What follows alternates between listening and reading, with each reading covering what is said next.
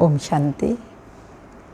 19/5/2022 के बाबा के साकार अनमोल धारणा युक्त मधुर महावाक्य हैं, जिनमें बाबा ने कहा, मोस्ट बिलवेड, बाप को सदा याद करते रहो। श्रीमत पर चलकर कोड़ी से हीरे जैसा बनो। मीठे बच्चे, इस समय इस भारत को श्रीमत की दरकार है। सब रावण की मत पर चल रहे हैं, मन मत पर चल रहे हैं, परमत पर चल रहे हैं, शास्त्रों मत पर चल रहे हैं, अनेक मतें हैं। तो बाबा कहते हैं अब वर्तमान समय श्रीमत की दरकार है। श्रीमत से ही कोड़ी जैसा भारत हीरे जैसा बनेगा। सबकी गति सदगति होगी। क्वेश्चन है, सर्वशक्तिमान बाप में कौन सी शक्ति है जो मनुष्यों में नहीं? आंसर है, रावण को मारने की शक्ति एक सर्वशक्तिमान बाप में है, मनुष्यों में नहीं। राम की शक्ति के सिवाय ये रावण मर नहीं सकता। बाप जब आते हैं तब तुम बच्चों को ऐसी शक्ति देते हैं जिससे तुम भी रावण पर जीत पा लेते हो। ओम शांति। मीठे बच्चे जानते हैं ये होली हंसों की सभा है। यहाँ सब ब्राह्मण बैठे हैं। पवित्र को ब्राह्मण कहा जाता है, अपवित्र को शूद्र कहेंगे। जो पुरुषार्थी हैं उन्हों को हाफ पार्टनर कहेंगे। ना इधर के ना उधर के। एक पाँव उस पार जाने वाली नाव में, एक पाँव इस पार वाली नाव में होगा तो चिर जाएंगे। इसलिए निर्णय करना चाहिए किस तरफ जावें। अगर कोई असुर बैठे होंगे तो विघन डालेंगे। ये कौन समझाते हैं? शिव बाबा। शिव के लिए ही बाबा अक्षर मुख से निकलता है। शिव बाबा ही झोली भरने वाला है। बाप से जरूर वर्षा मिलेगा। शिव के कितने अथाह मंदिर हैं, वह भी निराकार हैं, विश्व का रचयिता है। विश्व में लक्ष्मी नारायण का राज्य था तो बाप जरूर है तो वर्षा मिला होगा। अभी तुम शूद्र से ब्राह्मण बने हो, शूद्र है पत्थर बुद्धि। लक्ष्मी नारायण तो पारस बुद्धि थे ना।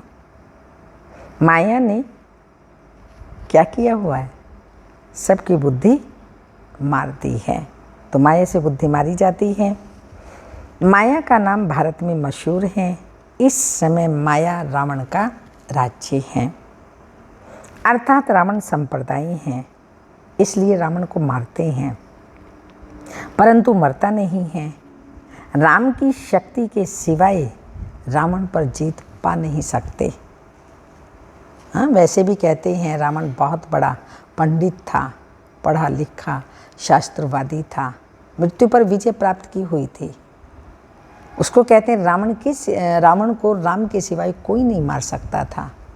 तो निराकार राम शिव बाबा जिसको हम याद करते हैं, उसकी याद से ही ये माया रावण खत्म होता है। नहीं तो कोई भी इसे, चाहे वो साधु है, संत है, बड़े बड़े योगी हैं, कोई भी हैं, रावण को मार नहीं सकते सिवाय निराकार शिव बाबा के। तो बाबा बता रहे हैं सर्वशक्तिमान से शक्ति मिल सकती है रावण पर जीत पाने के लिए। वह तो है परम पिता परमात्मा। उनका न सूक्ष्म शरीर है न स्थूल है। यह भी किसी की बुद्धि में नहीं आता कि वह निराकार फिर भारत में कैसे आया। आत्मा ऑर्गन्स के बिगड़ तो कर्म नहीं कर सकती, कुछ भी समझते नहीं, इसलिए पत्थर बुद्धि कहा जाता है। बाप बैठ समझाते हैं भगवान है ऊंचते ऊंच। उनकी सबसे ऊंच मत है, नहीं तो भगवान का सिमरन क्यों करते हैं? उनकी मत सिमरते हैं। जरूर भगवान के आने का भी ड्रामा में पार्ट है, मनुष्य समझते ही नहीं। बहुत लोग कहते हैं क्राइस्ट से 3000 वर्ष पहले गीता सुनाई थी, परंतु यह तो बताओ वो गीता किस नेशन की थी, किस युग में सुनाई गई और किसने सुनाई? एक ही शास्त्र में कृष्ण भगवानों वाच्य लिख दिया है। फिर रुद्र ज्ञान यज्ञ भी कहते हैं। रुद्र तो शिव बाबा को कहा जाता है। कृष्ण को कभी बाप नहीं कहेंगे। शिव बाबा कहा जाता है। शिव बाबा ही नॉलेजफुल हैं, ब्लिसफुल हैं, तब तो भक्त लोग पुकारते हैं, समझते हैं भक्ति करने के बाद भगवान मिलेगा। कुछ भक्ति, हाँ अच्छा, भक्ति कब शुरू होती है, भगवान कब मिलता है? पाप आत्माओं की दुनिया से पुण्य आत्माओं की दुनिया में कब जाना होता है, यह कोई भी नहीं जानते। तुम भी शूद्र वर्ण के थे, अब तुम ब्रह्मा मुख वंशावली ब्राह्मण कहलाते हो। ब्राह्मण किसने बनाया? हाँ, हमें ब्राह्मण किसने बनाया? शिव बाबा ने। यह है रचयिता। अब तुम ब्रह्मा मुख वंशावली ब्राह्मण कहलाते हो। ब्राह्मण वर्ण है सबसे ऊंच। ब्राह्मणों की चोटी भी है, क्यों ब्राह्मणों को चोटी दिखाते हैं स्थूल में? क्योंकि ब्राह्मण हैं, साकार है ना, परंतु उन्हों को बनाने वाला निराकार है। ऊंच से ऊंच शिव बाबा बनाते हैं, इसलिए ब्राह्मणों को चोटी स्थूल में दिखा देते हैं। वह परम पिता परमात्मा माना परमात्मा, ये अक्षर पक्का याद कर लो।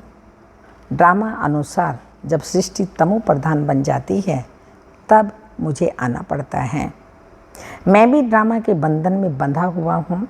तुमको पति से पावन बनाए सुख शांति का वर्षा आकर देता हूँ। बाकी सबको शांति का वर्षा मिल जाता है। बरोबर सत्युग त्रेता नई दुनिया थी जो राम ने स्थापन की। राम से भी शिव बाबा अक्षर ठीक है। शिव बाबा अक्षर सबके मुख पर है। तो बाबा नई दुनिया का रचयिता है, वह आकर वर्षा देते हैं। गीता ब्राह्मणों को ही सुनानी है। जब शूद्र से ब्रह्मा मुख वंशावली ब्राह्मण बने तब उनको गीता सुनाई।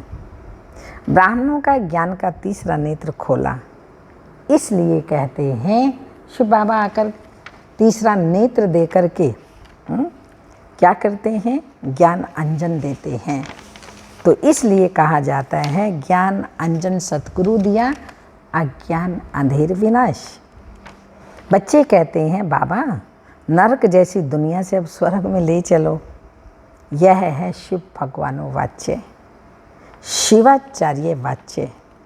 शिवाचार्य शिव बाबा बेहद का संन्यास सिखलाते हैं। शंकराचार्य का है हद का संन्यास। बेहद का बाप कहते हैं पुरानी दुनिया को भूलो, अब तुमको सदा सुख की दुनिया में चलना है। कृष्णपुरी और कंसपुरी कहते हैं ना, कृष्णपुरी सत्युग को, कंसपुरी कलयुग को कहा जाता है। दोनों इकट्ठे हो न सके। सत्युग में फिर कंस कहाँ से आया? तो बुद्धि से काम लेना चाहिए। अब बाप खुद आया है स्वर्ग का अथाह सुख देने। बाबा कहते हैं इस अंतिम जन्म में जो पढ़े हैं वह पढ़े, फिर तो राज्य स्थापन हो जाती है। बाप ही आकर शूद्र से ब्राह्मण सो देवता बनाते हैं।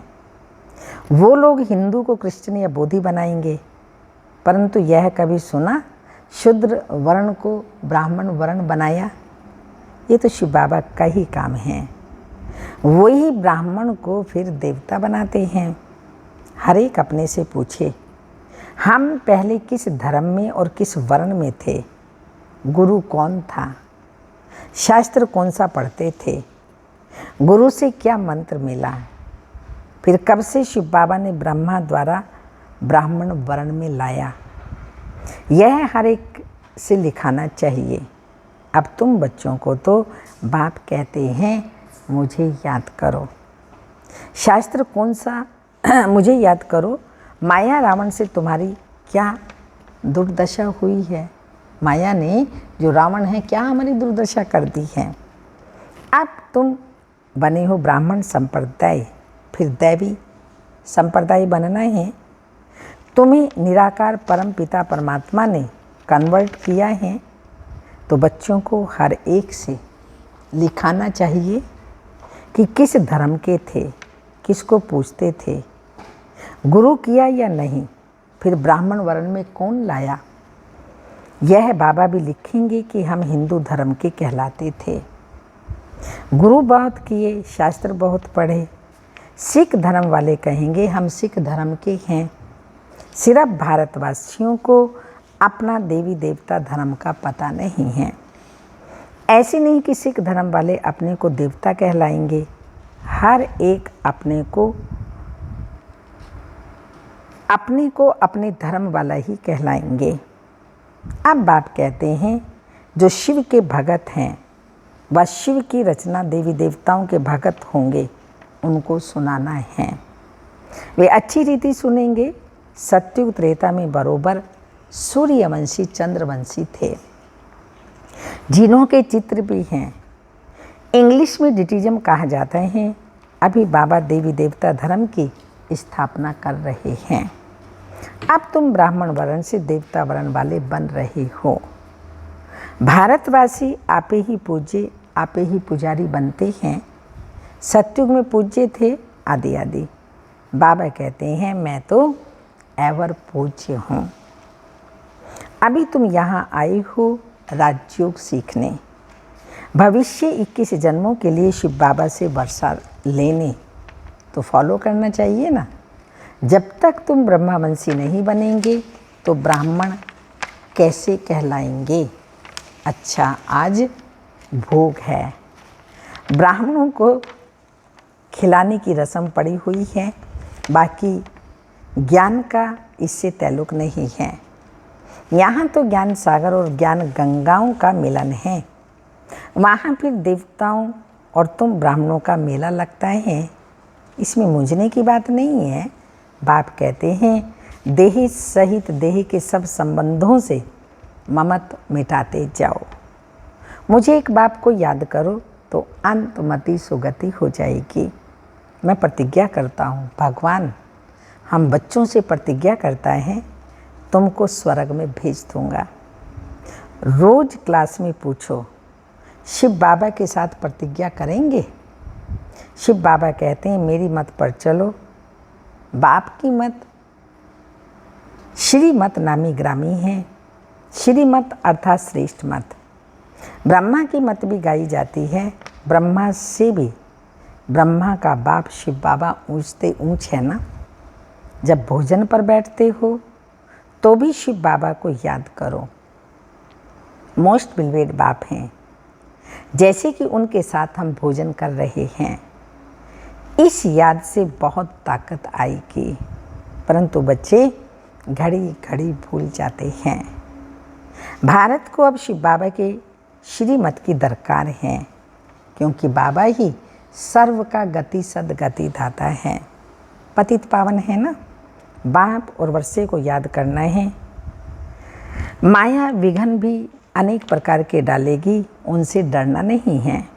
ज्ञान तो बहुत सहज है, बाकी योग में रहना, एक से बुद्धि योग जोड़ना, इसमें मेहनत है। और जगह भटकने से तो एक शिव बाबा को याद करना अच्छा है ना। गीता पढ़ने की बात ही नहीं, जबकि बाप खुद आए हैं। बाकी सब शास्त्र हुए बाल बच्चे। गीता माता जो बाबा आकर के गीता का ज्ञान सुनाते हैं, बाकी सब शास्त्र आदि बाल बच्चे। उनसे वर्षा मिल न सके। बेहद का वर्षा एक ही बेहद के बाप से मिलता है। अच्छा, बाप दादा तो बच्चों के सामने बैठे हैं। बाप कहते हैं मैं तुम्हारा बाप ब्रह्मा द्वारा मम्मा का याद का, बच्चों का, सबका याद प्यार देता हूँ।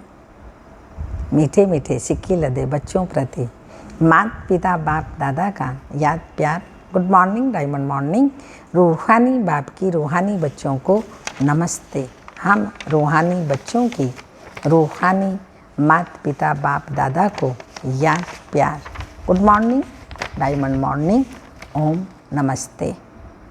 मातेश्वरी जी के अनमोल महावाक्य हैं बदनसीबी और खुशनसीबी। अब इन दोनों शब्दों का मदार किस पर चलता है? यह तो हम जानते हैं कि खुश नसीब बनाने वाला परमात्मा है, तो बदनसीब बनाने वाला खुद ही मनुष्य है। जब मनुष्य सर्वोदय सुखी है तो उन्हों की अच्छी किस्मत कहते हैं, और जब मनुष्य अपने को दुखी समझते हैं तो अपने को बदनसीब समझते हैं। हम ऐसे नहीं कहेंगे। बदनसीबी व खुशनसीबी कोई परमात्मा द्वारा मिलती है? नहीं। तकदीर को बिगाड़ने वाला व बनाने वाला ये सब कर्मों के ऊपर ही मदार हैं। ये सब मनुष्यों के संस्कार के ऊपर ही हैं। फिर जैसे पाप और पुण्य का संस्कार भरता है वैसे तकदीर बनती है। परंतु मनुष्य इस राज को न जानने के कारण परमात्मा के ऊपर दोष रखते हैं। अब देखो, मनुष्य अपने को सुखी रखने के लिए कितने माया के तरीके निकालते हैं। फिर उसी माया से कोई अपने को सुखी समझते हैं और कोई फिर उस पर ही माया का संन्यास कर माया को छोड़ने से अपने को सुखी समझते हैं। मतलब तो कई प्रकार के प्रयत्न करते हैं, परंतु इतने तरीके करते भी रिजल्ट दुख की तरफ ही जा रही है।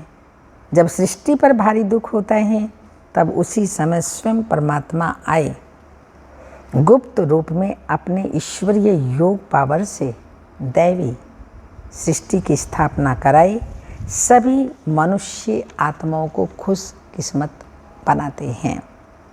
अब दूसरी पॉइंट है, मनुष्य गाते हैं तुम माता पिता हम बालक तेरे, तुमरी कृपा ते सुख घनेरे, आदि आदि।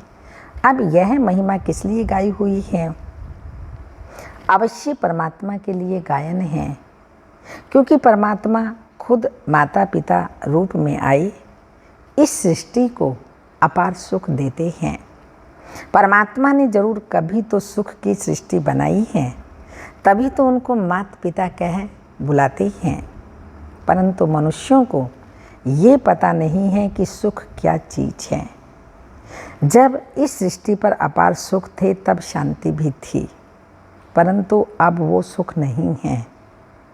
अब मनुष्य के अंदर यह चाहना उठती है कि वो सुख हमें चाहिए। फिर कोई धन पदार्थ मांगते हैं, कोई बच्चे मांगते हैं, कोई तो फिर ऐसे ही मांगते हैं कि हम पवित्र पतिव्रता नारी बने, जब तक मेरा पति जिंदा है हम विधवा ना बने।